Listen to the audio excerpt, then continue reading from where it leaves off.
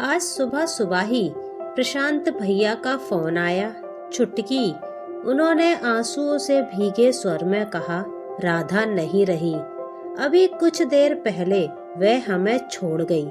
मेरा जी धक से रह गया। वैसे मैं जानती थी कि कभी न कभी यह दुखद समाचार भैया मुझे देने वाले हैं। जब से उन्होंने बताया था कि भाभी को फेफड़ों का कैंसर हुआ है, मेरे मन में डर बैठ गया था। मैं मन ही मन प्रार्थना कर रही थी कि भाभी को और थोड़े दिनों की मोहलत मिल जाए, पर ऐसा ना हुआ। भला 40 साल की उम्र भी कोई उम्र होती है? मैंने आह भरकर सोचा, भाभी ने अभी दुनिया में देखा ही क्या था। उनके नन्हे नन्हे बच्चों की बात सोचकर कलेजा मुंह को आने लगा। मैंने भारी मन से अपना सामान पैक किया। अलमारी से कपड़े निकालते समय मेरी नजर सफेद मलमल में लिपटी बनारसी साड़ी पर जा टिकी। उसे देखते ही मुझे बीते दिन याद आ गए। कितने चाव से भाभी ने यह साड़ी खरीदी थी। भैया को दफ्तर के काम से बनारस जाना था। चाहो तो तुम भी चलो, उन्होंने भाभी से कहा था। पटना से बनारस ज्यादा दूर नहीं है और फिर 2 ही दिन की बात है। बच्चों को माँ देख लेंगी। भैया मैं भी चलूंगी, मैंने मचलकर कहा था। ठीक है तू भी चल, उन्होंने हंसकर कहा था। हम तीनों खूब घूमे फिरे। फिर हम एक बनारसी साड़ी की दुकान में घुसे। बनारस आओ और बनारसी साड़ी ना खरीदो, यह हो ही नहीं सकता। भैया बोले, भाभी ने काफी साड़ियां देख डाली। फिर एक गुलाबी रंग की साड़ी पर उनकी नजर गई तो उनकी आंखें चमक उठी, लेकिन कीमत देखकर उन्होंने साड़ी परे सरका दी। क्यों, क्या हुआ? भैया ने पूछा। यह साड़ी तुम्हें पसंद है तो ले लो ना। नहीं, कोई हल्के दाम वाली ले लेते हैं, यह बहुत महंगी है। तुम्हें दाम के बारे में चिंता करने की जरूरत नहीं, कहकर उन्होंने फौरन वह साड़ी बंधवाई और हम दुकान से बाहर निकले। शशि के लिए भी कुछ ले लेते हैं, भाभी बोली। शशि तो अभी साड़ी पहनती नहीं, जब पहनने लगेगी तो ले लेंगे। अभी इसके लिए एक सलवार कमीज का कपड़ा ले लो। मेरा बहुत मन था कि भैया मेरे लिए भी एक साड़ी खरीद देते। मेरी आंखों के सामने रंग बिरंगी साड़ियों का समा बंधा था। जैसे ही हम घर लौटे, मैंने माँ से शिकायत जड़ दी। माँ को बताना बारूद के पतीले में आग लगाने जैसा था। माँ एकदम भड़क उठी। अरे इस प्रशांत के लिए मैं क्या कहूँ, उन्होंने कड़क कर कहा। बीवी के लिए 8,000 रुपए खर्च कर दिए। अरे साथ में तेरी बिन ब्याही बहन भी तो थी, उसके लिए भी एक साड़ी खरीद देता तो तेरा क्या बिगड़ जाता? इस बेचारी का पिता जिंदा होता तो ये तेरा मुंह क्यों देखती? माँ इसके लिए भी खरीद देता, पर यह अभी 14 साल की तो है, इसकी साड़ी पहनने की उम्र थोड़े ही है। तो क्या हुआ, अभी नहीं तो 1 साल बाद ही पहन लेती। बीवी के ऊपर पैसा फूकने को हरदम तैयार। हम लोगों के खर्चे का बहुत हिसाब किताब करते हो। भैया चुप लगा गए। माँ बहुत देर तक बकती रही। भाभी ने साड़ी माँ के सामने रखते हुए कहा, माँ जी यह साड़ी शशि के लिए रख लीजिए, यह रंग उस पर बहुत खिलेगा। माँ ने साड़ी को पैर से खिसकाते हुए कहा, रहने दे बहू, हम साड़ी के भूखे नहीं हैं। देना होता तो पहले ही खरीदवा देती, अब क्यों ये ढोंग कर रही हो? तुम्हारी साड़ी तुम्हें ही मुबारक हो। फिर वे रोने लगी। प्रशांत के बापू जीवित थे तो हमने बहुत कुछ ओढ़ा और पहना। वे मुझे रानी की तरह रखते थे। अब तो तुम्हारे आसरे हैं, जैसे रखोगी वैसे रहेंगे, जो दोगी सो खाएंगे। साड़ी बहुत देर तक जमीन पर पड़ी रही। फिर भाभी ने उसे उठाकर अलमारी में रख दिया। मुझे याद है कुछ महीने बाद भैया के सहकर्मी की शादी थी और घर भर को निमंत्रित किया गया था। वह बनारसी साड़ी पहनो ना, भैया ने भाभी से आग्रह किया। खरीदने के बाद एक बार भी तुम्हें उसे पहने नहीं देखा। भाभी साड़ी पहनकर आई तो वह बहुत सुंदर दिख रही थी। भैया मंत्रमुग्ध से उन्हें एकटक देखते रहे। चलो सब जन गाड़ी में बैठो, उन्होंने कहा। माँ की नजर भैया पर पड़ी तो वे बोली, अरे तू यही कपड़े पहनकर शादी में जाएगा? क्यों, क्या हुआ? ठीक तो है? खाक ठीक है? कमीज की बाँ तो फटी हुई है। ओ, जरा सी सीवन उधड़ गई है, मैंने ध्यान नहीं दिया। अब यही फटी कमीज पहनकर शादी में जाओगे? जोरू पहने बनारसी साड़ी और तुम पहनो फटे कपड़े। तुम्हें अपनी मान मर्यादा का तनिक भी ख्याल नहीं है। लोग देखेंगे तो हंसी नहीं उड़ाएंगे। मैं अभी कमीज बदल कर आता हूँ, लाइए, मैं 1 मिनट में कमीज सी देती हूँ, भाभी बोली। उतारिए जल्दी। थोड़ी देर में भाभी बाहर आई तो उन्होंने अपनी साड़ी बदलकर एक सादी फूलदार रेशमी साड़ी पहन ली थी। ये क्या? भैया ने आहत भाव से कहा। तुम पर कितनी फव रही थी साड़ी, बदलने की क्या जरूरत थी? मुझे लगा साड़ी जरा भड़कीली है, दुल्हन से भी ज्यादा वन संवर कर जाऊं, ये कुछ ठीक नहीं लगता। भैया चुप लगा गए। उस दिन के बाद भाभी ने वह साड़ी कभी नहीं पहनी। हर साल साड़ी को धूप दिखाकर जतन से तय कर कर रख देती थी। मैं जानती थी कि भाभी को माँ की बात लग गई है। माँ असमय पति को खोकर अत्यंत चिड़चिड़ी हो गई थी। भाभी के प्रति तो वे बहुत ही गलत व्यवहार करती थी और इधर मैं भी कभी कभी माँ से चुगली कर कलह का वातावरण उत्पन्न कर देती थी। घर में सबसे छोटी होने के कारण मैं अत्यंत लाडली थी। भैया भी जी जान से कोशिश करते थे कि मुझे पिता की कमी महसूस ना हो और उन पर आश्रित होने की वजह से मुझ में हीन भावना ना पनपे। इधर माँ भी पल पल उन्हें कोचती रहती थी कि प्रशांत, अब गृहस्थी की बागडोर तेरे हाथ में है, तू ही घर का कर्ता धर्ता है, तेरा कर्तव्य है कि तू सबको संभाले, सबको खुश रखे। लेकिन क्या यह काम इतना आसान था? सम्मिलित परिवार में हर सदस्य को खुश रखना कठिन था। भैया प्रशासन अधिकारी थे, आय अधिक ना थी, पर शहर में दबदबा था।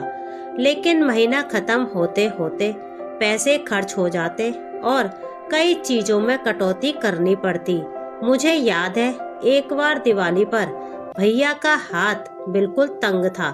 उन्होंने माँ से सलाह की और तय किया कि इस बार दिवाली पर पटाखे और मिठाई पर थोड़े बहुत पैसे खर्च किए जाएंगे और किसी के लिए नए कपड़े नहीं लिए जाएंगे, लेकिन छुटकी के लिए एक साड़ी जरूर ले लेना।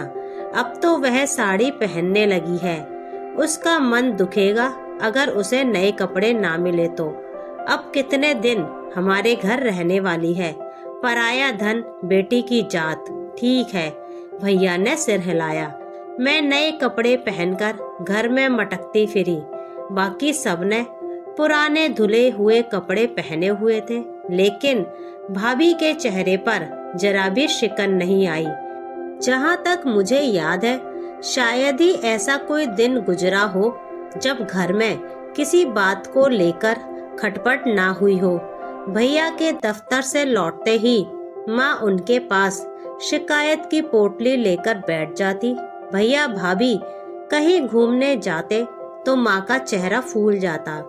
फिर जैसे ही वे घर लौटते वे कहती, प्रशांत बेटा, घर में बिन ब्याई बहन बैठी है, पहले उसको ठिकाने लगा, फिर तुम मियाँ बीवी जो चाहे करना, चाहे अभिसार करना, चाहे रास रचाना, मैं कुछ नहीं बोलूंगी।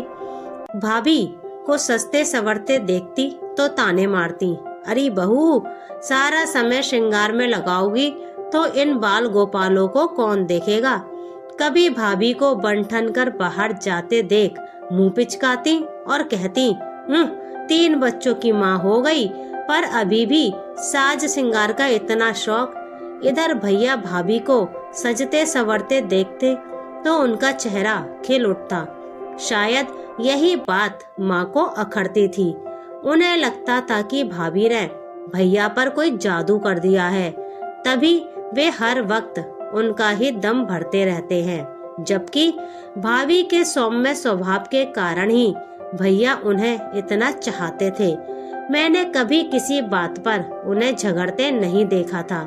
कभी कभी मुझे ताज्जुब होता था कि भाभी ना जाने किस मिट्टी की बनी है। इतनी सहनशील थी कि वे माँ के तमाम तानों के बावजूद उनका चेहरा कभी उदास नहीं हुआ। हाँ, एक आध बार मैंने उन्हें फूट फूट कर रोते हुए देखा था। भाभी के 2 छोटे भाई थे जो अभी स्कूल में पढ़ रहे थे। वे जब भी भाभी से मिलने आते तो भाभी खुशी से फूले न समाती। वे बड़े उत्साह से उनके लिए पकवान बनाती। उस समय माँ का गुस्सा चरम सीमा पर पहुँच जाता। ओह, आज तो बड़ा जोश चढ़ा है, चलो भाइयों के बहाने आज सारे घर को अच्छा खाना मिलेगा। लेकिन रानी जी, मैं पूछूं, तुम्हारे भाई हमेशा खाली हाथ झुलाते हुए क्यों आते हैं? इनको सूझता नहीं कि बहन से मिलने जा रहे हैं तो एक आध गिफ्ट लेकर चलें। बाल बच्चों वाला घर है आखिर। माँ जी अभी पढ़ रहे हैं दोनों, इनके पास इतने पैसे ही कहाँ होते हैं कि गिफ्ट वगैरह खरीदें। अरे इतने भी गए गुजरे नहीं हैं कि 2-4 रुपए की मिठाई भी न खरीद सके। आखिर कंगालों के घर से है ना ये सब, तौर तरीके कहाँ से जानेंगे। भाभी को यह बात चुभ गई। वे चुपचाप आंसू बहाने लगी। कुछ वर्ष बाद मेरी शादी तय हो गई। मेरे ससुराल वाले बड़े भले लोग थे। उन्होंने दहेज लेने से इनकार कर दिया। जब मैं विदा हो रही थी तो भाभी ने वह बनारसी साड़ी मेरे बक्से में रखते हुए कहा, छुटकी, यह मेरी तरफ से एक तुच्छ भेंट है। अरे यह तो तुम्हारी बहुत ही प्रिय साड़ी है ना, पर इसको पहनने का अवसर ही कहाँ मिलता है। जब भी इसे पहनोगी तुम्हें मेरी याद आएगी। हाँ भाभी, मैंने मन ही मन कहा, इस साड़ी को देखूंगी तो तुम्हें याद करूंगी। तुम्हारे जैसी स्त्रियां इस संसार में कम होती हैं। इतनी सहिष्णु, इतनी उदार, कभी अपने लिए कुछ मांगा नहीं, कुछ चाहा नहीं, हमेशा दूसरों के लिए खटती रही, बिना किसी प्रकार की उपेक्षा किए। मुझे उनकी महानता का तब एहसास होता था जब वे अपने प्रति होते अन्याय को नजरअंदाज कर जाती। मेरी ससुराल में भरा पूरा परिवार था। 2 नंदे, एक लाडला देवर, सास ससुर। हर नए ब्याहे जोड़े की तरह मैं और मेरे पति भी एक दूसरे के साथ ज्यादा से ज्यादा समय बिताने की कोशिश करते। शाम को जब मेरे पति दफ्तर से लौटते तो हम कहीं बाहर जाने का प्रोग्राम बनाते। जब मैं बन ठन कर तैयार होती तो मेरी नजर अपनी ननंद पर पड़ती, जो अक्सर मेरे कमरे में ही पड़ी रहती और टकटकी बांधे मेरी ओर देखती रहती। वह मुझसे 1000 सवाल करती। कौन सी साड़ी पहन रही हो, कौन से लिपस्टिक लगाओगी, मैचिंग चप्पल निकाल दूं क्या, इत्यादि। बाहर की ओर बढ़ते मेरे कदम थम जाते। सुनो जी, मैं अपने पति से फुसफुसाकर कहती, सीमा को भी साथ ले चलते हैं। ये बेचारी कहीं बाहर निकल नहीं पाती और घर में बैठी बोर होती रहती है। अच्छी बात है, ये बेमन से कहते, जैसा तुम ठीक समझो। मेरी सास के कानों में यह बात पड़ती तो वे बीच में ही टोक देती, सीमा नहीं जाएगी तुम लोगों के साथ। उसे स्कूल का ढेर सारा होमवर्क करना है और उसको ले जाने का मतलब है टैक्सी करना, क्योंकि मोटरसाइकिल पर 3 सवारियां नहीं जा सकती। सीमा भुनभुनाती, मुंह फुलाती, अपनी माँ से जिद करती, पर सास का फरमान कोई टाल नहीं सकता था। मैं मन ही मन जानती थी कि मेरी सास जानबूझकर सीमा को हमारे साथ नहीं भेजती थी और उसे घर के किसी काम में उलझाए रखती थी। मैं मन ही मन उनका आभार मानती। एक बार मेरे भैया मुझसे मिलने आए थे। माँ ने अपने सामर्थ्य भर कुछ सौगात भेजी थी। मेरी सास ने उन वस्तुओं की बहुत तारीफ की और घर भर को दिखाया। फिर उन्होंने मुझसे कहा, बहू, बहुत दिनों बाद तुम्हारे भाई तुमसे मिलने आए हैं। तुम अपनी निगरानी में आज का खाना बनवाओ और उनकी पसंद की चीजें बनवाकर उन्हें खिलाओ। मेरा मन खुशी से नाच उठा। उनके प्रति मेरा मन आदर से झुक गया। कितना फर्क था मेरी माँ और मेरी सास के बर्ताव में। मैंने सोचा, मुझे याद है जब भी मेरी भाभी का कोई रिश्तेदार उनसे मिलने आता तो मेरी माँ की भ्रुकुटी तन जाती। वे किचन में जाकर जोर जोर से बर्तन पटकती ताकि घर भर को उनकी नाराजगी का भान हो जाए। मुझे याद आया कि जब मेरी शादी हुई थी तो मेरी माँ ने मुझे बुलाकर हिदायत दी थी, देख छुटकी, तेरा दूल्हा बड़ा सलोना है, तू उसके मुकाबले में कुछ भी नहीं है। मैं तुझे चेताए देती हूँ कि तू हमेशा उनके सामने बन ठन कर रहना, तभी तू उनका मन जीत पाएगी। मुझसे कहे बिना नहीं रहा गया, लेकिन भाभी को तो तुम हमेशा बनने सवरने पर टोका करती थी। वह और बात है, तेरी भाभी कोई नए नवेली दुल्हन थोड़े ना है, बाल बच्चों वाली है, माँ मुझसे बोली।